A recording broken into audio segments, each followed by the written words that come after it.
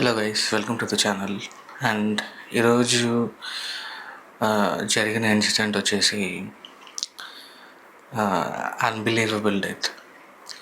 So May 23rd, 2011లో Jamie Miner అని చెప్పి ఒక అమ్మాయి, 26 years ఓల్డ్ అమ్మాయి, ఒక మంచి ఫ్యాన్సీ రెస్టారెంట్లో వర్క్ చేస్తుంది.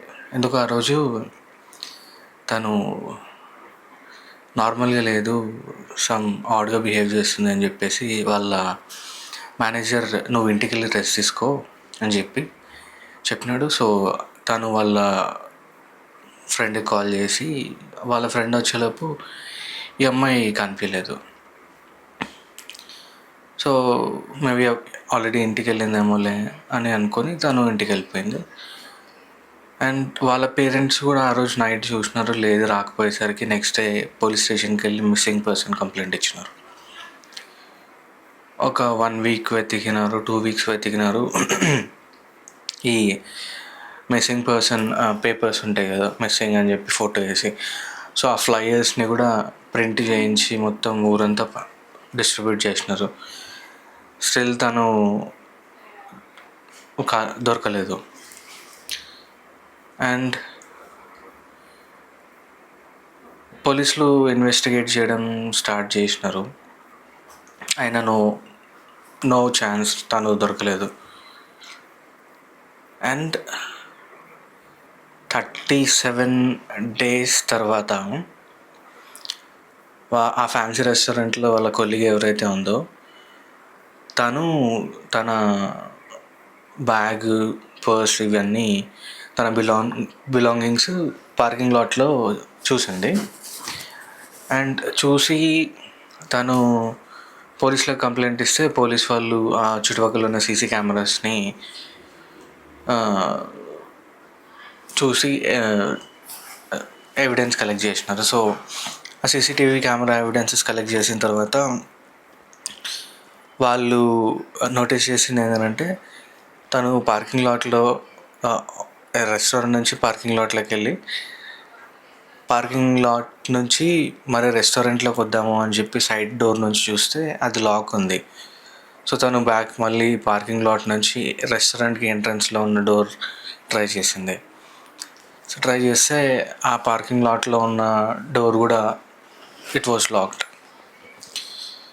సో తను ఈ ఎయిర్ డక్ట్స్ ఉంటాయి, సో మనం కార్పొరేట్ ఆఫీసులలో చూసినట్టయితే ఇప్పుడు ఎయిర్ డక్ట్స్ అంటే ఈ రెస్టారెంట్ కాబట్టి ఈ వచ్చే స్మోక్ని అవి ఇవి పీల్చుకోవడానికి అండ్ ఏసీ రావడానికి పెద్ద పెద్ద ఇండస్ట్రియల్ సైజ్ ఒక మనిషి పట్టేంత ఎయిర్ డక్ట్స్ ఉంటాయి. సో ఈ ఎయిర్ డక్ట్ సెకండ్ ఫ్లోర్కి ఫస్ట్ ఫ్లోర్కి మధ్యలో ఉన్న ఎయిర్ డక్ట్, తను లోపలికి వెళ్ళి తను already she was behaving erratic ఆ రోజు.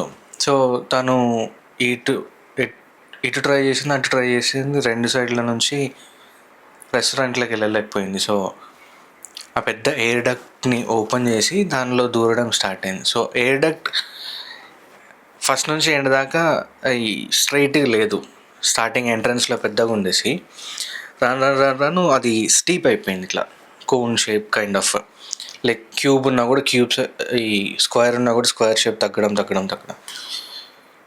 సో తను అలా లోపలికి వెళ్ళి ఆ లోపల ఎయిర్ డక్ట్ నుంచి ఆ రెస్టారెంట్లో ఉన్న ఎయిర్ డక్ట్ ఓపెన్ చేసి రెస్టారెంట్లోకి వెళ్దామని చెప్పి ప్లాన్ చేసుకుంది. సో తను వెళ్తూ ఉండగా ఆ ఎయిర్ డక్ట్ ఏదైతే స్టీప్ అయిపోయిందో తను ఇరుక్కుపోయింది. అండ్ తను అరుస్తున్నా, తను ఈ ఎయిర్ డక్ట్స్ని కొడుతున్నా కూడా ఎవరికి వినిపించలేదు రెస్టారెంట్లో. అండ్ ఫస్ట్ ఫ్లోర్లో ఉన్న, సెకండ్ ఫ్లోర్లో ఉన్న వాళ్ళకు కూడా ఏమీ వినిపించలేదు, ఎందుకంటే అవి ఇండస్ట్రియల్ సైజ్ ఫ్యాన్స్, సో వాటి నాయిస్ ఎక్కువ ఉంటుంది. సో ఈ అరుస్తున్న అరుపుల కన్నా, ఈ ఫ్యాన్ సౌండ్స్ కన్నా ఇవే ఈ ఫ్యాన్ సౌండ్స్ ఎక్కువ ఉన్నాయి. సో తనని ఎవరు నోటీస్ చేయలేదు. సో 37 days తర్వాత ఏదో ఫౌల్ స్మెల్ వస్తుంది అని అనుకొని తర్వాత సర్చ్ చేస్తే తర్వాత దొరికింది ఆమె body. And reason for her death was hyperthermia. And తన ఆటోప్సీ రిపోర్ట్ చెక్ చేసినప్పుడు దానిలో దొరికినది LSD అని చెప్పి డ్రగ్. సో మేబీ పోలీస్ వాళ్ళు నిర్ధారించింది అండ్ అస్యూమ్ చేసుకుంది మేబీ ఆ రోజు ఆమె అట్లా ఆడ్గా బిహేవ్ చేయడానికి కారణం LSD వల్లనేమో అని చెప్పేసి. So be careful guys. And video నచ్చినట్టయితే please like, share and subscribe. Thanks guys.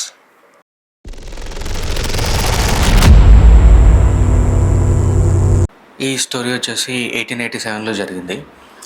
Robert లాడ్రూ అని చెప్పేసి ఫేమస్ డిటెక్టివ్.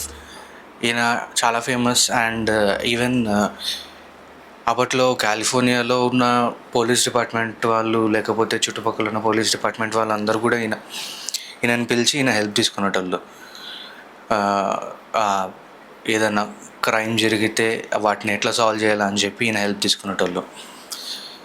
సో వన్స్ ఆయనని ఒక ఊర్లో పిలిచినారు. అక్కడ రాత్రుల పూట జనాలు మిస్ అవుతున్నారు అని చెప్పేసి. అండ్ ఈయన రాగానే అక్కడ ఉన్న పోలీస్ డిపార్ట్మెంట్ వాళ్ళు లేదు ఈ మిస్ అయిన పర్సన్స్ కేసు ఇప్పుడు వచ్చేసి లో ప్రయారిటీ, బట్ నిన్న రాత్రి ఒక మర్డర్ జరిగింది బీచ్లో, ఫస్ట్ అది మనకు హై ప్రయారిటీ అని చెప్పేసి. సో ఈయన ఆ క్రైమ్ సీన్లోకి వెళ్ళి చూసినాడు. అక్కడ జస్ట్ డెడ్ ఎవరైతే మర్డర్ చేయబడినారో వాళ్ళ డెడ్ బాడీ ఉంది. అండ్ ఈయన అక్కడికి రాగా అక్కడ చుట్టుపక్కల ఏం క్లూస్ దొరకలేదు. అండ్ ఈయన చనిపోయినాడు ఎట్లా అని అంటే, చనిపోయిన వ్యక్తికి ఎవరో షూట్ చేసినారు చెస్ట్లో, అండ్ ఆయన చనిపోయినాడు. అండ్ చుట్టుపక్కల బుల్లెట్ కూడా ఏం దొరకలేదు. అండ్ ఈయన కొంచెం దూరం వెళ్ళి చూస్తూ ఉండగా అక్కడ ఫుట్ స్టెప్స్ కనిపించినాయి. బీచ్లో ఇసుక ఉంటుంది, సో ఫుట్ స్టెప్స్ కనిపించినాయి. అండ్ వెంటనే అక్కడ పోలీస్ ఆఫీసర్లు వాళ్ళకి ఈయన చెప్పినాడు ఏమనంటే, మనం ఇప్పుడు మోల్డ్ చేస్తాం కదా ఏదైనా ఆబ్జెక్ట్స్, ఒక పేస్ట్ లాగా వేసేసి ఈ ఫుట్ ప్రింట్స్ తీయడానికి, POP kind of thing. So ఆ ఫుట్ ప్రింట్స్లో వీళ్ళు ఆ పేస్ట్ పోసేసిన తర్వాత ఆ ఇసుకలో ఉన్న ఆ ఫుట్ ఏదైతే ఉంటుందో ఆ షేప్లో ఆ మోల్డింగ్ వచ్చింది. సో మోల్డింగ్ వచ్చిన తర్వాత ఈయన తీసుకొని వెళ్ళి బీచ్లో కూర్చున్నాడు. చాలా గంటలు, చాలాసేపు కూర్చున్నాడు ఏదో ఆలోచనలో. ఎండ పడుతున్నా పట్టించుకోలేదు,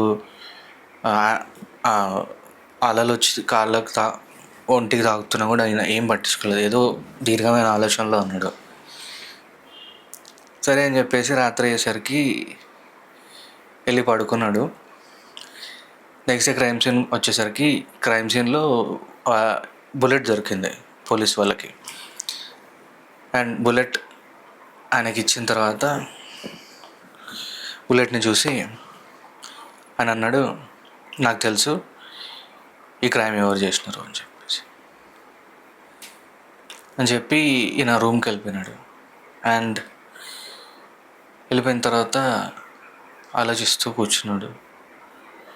అండ్ నెక్స్ట్ డే వచ్చి పోలీస్ వాళ్ళకి చెప్పినాడు, ఆ క్రైమ్ ఎవరో కాదు, నేనే చేసింది, బట్ నాకు తెలియకుండా జరిగిపోయింది అని చెప్పి. డౌన్ ది లైన్ ఆ మోల్డింగ్ ఏదైతే ఉందో దానికి ఒక టో మిస్సింగ్, ఈయన కాళ్ళకు కూడా ఒక టో మిస్సింగ్. సో ఈయన సెల్ఫ్ చెప్పినాడు ఇది క్రైమ్ నేనే చేసిన అని చెప్పేసి. పోలీస్ వాళ్ళు ఇన్వెస్టిగేట్ చేస్తే ఏమని తేలిందనంటే, ఈయన స్లీప్ వాకింగ్లో ఆ రోజు రాత్రి వచ్చి ఈయన ఎవరైతే చనిపోయినారో వాళ్ళిద్దరు జస్ట్ నార్మల్ కాన్వర్జేషన్లో ఉండి తర్వాత ఏదో గొడవపడి సీరియస్ అయిపోయి కాల్చినాడు అని చెప్పేసి. బట్ అక్కడ జరిగింది ఏంటంటే, ఈయన రాబర్ట్ స్లీప్ వాకింగ్లో జరిగిన క్రైమ్ అని చెప్పి. సో ఈయన మీదే ఎక్స్పెరిమెంట్ చేసినారు కొన్ని వారాలు. సెల్లో పెట్టి ఈయన సెల్లో గన్నిచ్చి 24/7 ఈయనని అబ్జర్వేషన్లో పెట్టినారు. స్టార్టింగ్ కొన్ని రోజులలో రాత్రులు నిద్ర లేసి గన్ తీసుకొని కాల్చడం ఏం లేదు, కానీ డౌన్ ద లైన్ కొన్ని రోజుల తర్వాత ఒకరోజు రాత్రి నిద్ర లేసి ఆయన సెల్లో ఉన్న గన్ తీసి అక్కడ గార్డ్స్ ఎవరైతే ఉన్నారో వాళ్ళని షూట్ చేసినాడు. సో కోర్టులో జడ్జి తీసుకున్న డెసిషన్ ఏంటంటే, since it has been not intentionally done by Robert, so ఈయనకి పనిష్మెంట్ ఏమి ఇచ్చినారంటే లైఫ్ టైం ఇంప్రిజన్మెంట్ లేదు, బట్ ఈయనకు ఏదైతే ఉందో ఎగ్జైల్ అంటారు. ఎగ్జైల్ అని అంటే ఒంటరిగా ఒక ఇంట్లో పెట్టేయడం అనేసి. సో ఈయనకు ఫైనల్లీ ఒక ఐలాండ్లో ఈయనని ఒంటరిగా ఉంచేయాలి అని చెప్పి డెసిషన్ తీసుకున్నారు. అండ్ ఈ డెసిషన్లో ఐలాండ్లో ఒక ఇంట్లో పెట్టేసి జస్ట్ ఆయన ఒక్కడే ఉండేలాగా చూసినారు. And only people who will attend him were his doctors. And ఈయన 1987లో 1937లో న్యాచురల్ కాజెస్ వల్ల చనిపోయినాడు. So that's the story for